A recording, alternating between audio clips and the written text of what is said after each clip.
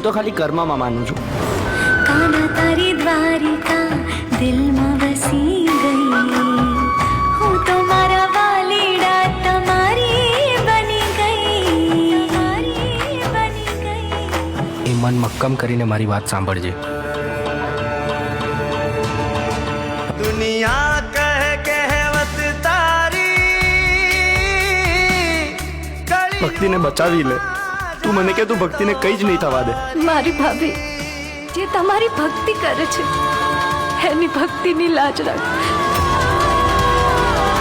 યશ, હવે તમારે આ બીજ ભરવા રણુજા જવું પડશે અને આપણી માંદા પૂરી કરવી પડશે. ભક્તિ તું પ્લીઝ બંધ કર. શું દર વખતે રામાપીર કરે છે? તારા રામાપીર તારી સાચો તો તારી આ હાલત હોત. એક વાત પૂછું, બટ તમે અચાનક આવ્યા ક્યાંથી? કેમ? તે ભગવાનને યાદ કર્યા હતા ને? તો રામાધણી એના ભક્તોની મદદ કરવા માટે કોઈ પણ સ્વરૂપે પહોંચી જાય છે.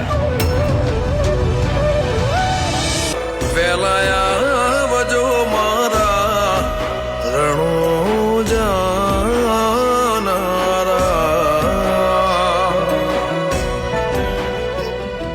પણ ખાલી ભક્તિથી ભોજન નથી મળતું, ના કે જ્ઞાનથી ઘર ચાલે છે. ભોજન ફક્ત શરીર માટે હોય છે દીકરા, મારા ચિતડાના ચોર, જ્યારે ભક્તિ આત્મા માટે હોય છે. જોને તૂટશે યાદો, હો હર ઘરમાં આજે ખુશીઓનો શોર. કેમ જશે જિંદગી તારા વિના બોલ.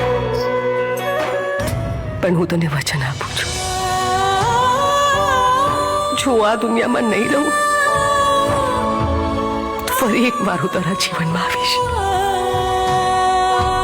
તારી દીકરી બનીને.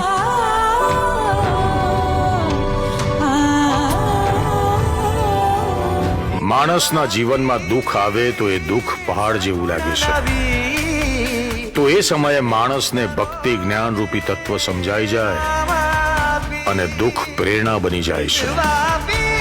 જેમ જેમ મનુષ્ય ભવની નજીક જતો જાય છે તેમ તેમ તેને શાંતિનો અહેસાસ થાય છે.